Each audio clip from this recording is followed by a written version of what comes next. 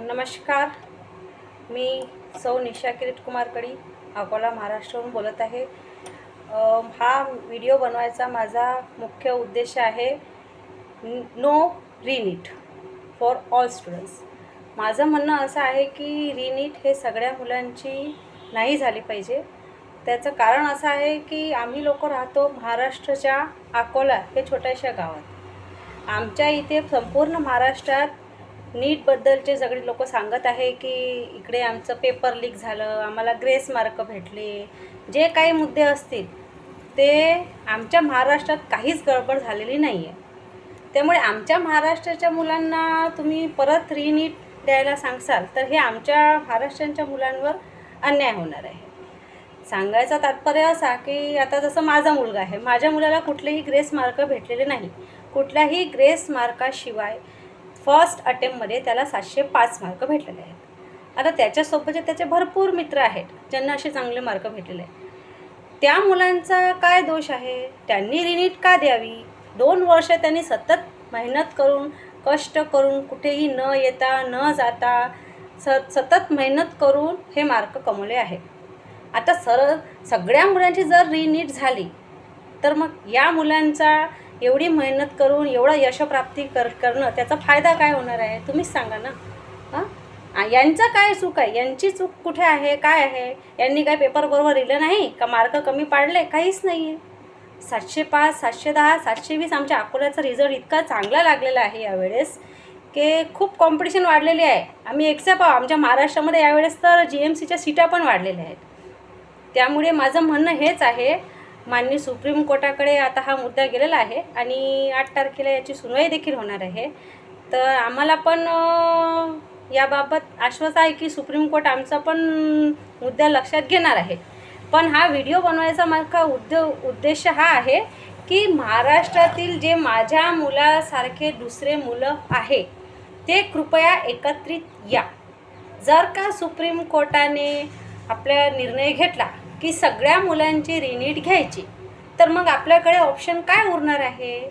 माझं म्हणणं असं आहे की माननीय सुप्रीम कोर्टात आपण पण एखादी याचिका दायर केली पाहिजे की बा आमचं काही चूक नसताना आम्ही परत नीट का द्यायची. आता 5 मेला मुलांनी नीटचा पेपर दिला होता. आता जवळपास 1.5 महिना झालेला आहे. अभ्यास सगळ्यांनी सोडलेला आहे. आता ज्यांना रीनीट द्यायची आहे त्यांनी तर परत क्लासेस लावले आणि करून राहिले. पण ज्यांना चांगले मार्क भेटलेले आहे या मुलांनी परत रीनीटचे क्लासेस का लावावे? एवढं यश प्राप्त केल्यावर परत त्याच लाईनीवर कशाला जायचं आहे? चूक नसताना. बरं, चूक असली तर ॲक्सेप्ट आहे, पण चूक काहीच नाही आहे, कुठं काही गडबडी नाही आहे, कुठे ग्रेस मार्क भेटलेले नाही आहे. मग या मुलांची रीनीट कशाला? हा व्हिडिओ मी बनवत आहे आणि याच्यामध्ये मी माझा स्वतःचा मोबाईल नंबर सांगत आहे आणि मला तुम्ही सगळे कॉन्टॅक्ट करा, संपर्कात या. आपण सगळे मिळून माननीय सुप्रीम कोर्टात एक याचिका दायर करू की बा आमची काही चूक नाही आहे.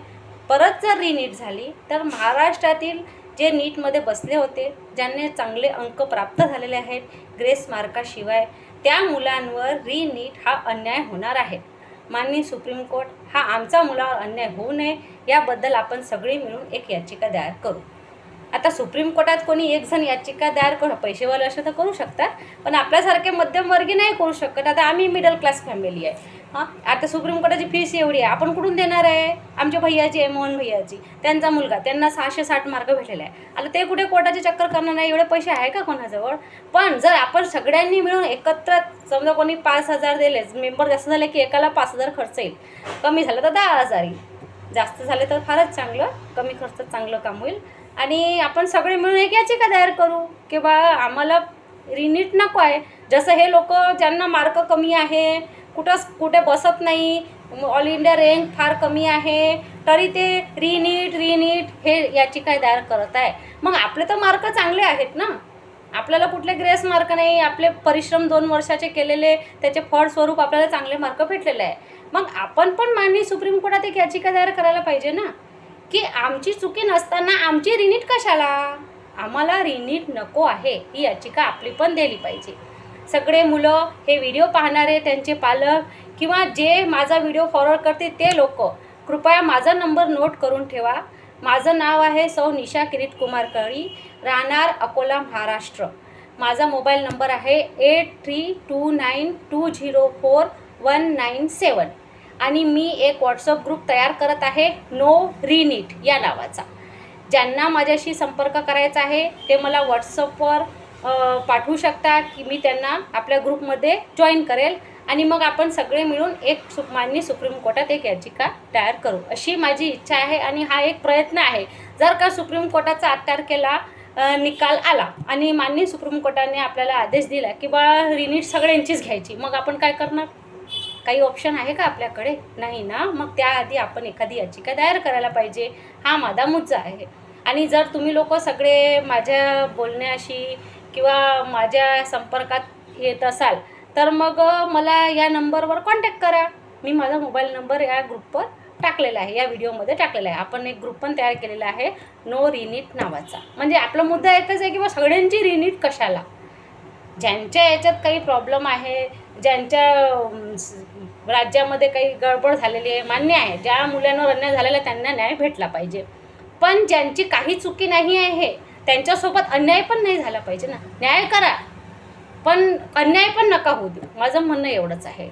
आणि ज्यांना मला माझ्या व्हिडिओला लाईक शेअर हे काही करू नका, फॉलो वगैरे एवढं काही मला समजत पण नाही. फक्त एवढं करा की जर तुम्हाला हा व्हिडिओ आवडला असेल तर तुम्ही मला माझा नंबरवर व्हॉट्सअपवर पाठवा किंवा तुम्हाला माझा ग्रुप जॉईन करायचा आहे, तर मग मी तुम्हा लोकांना माझा ग्रुप जॉईन करेन.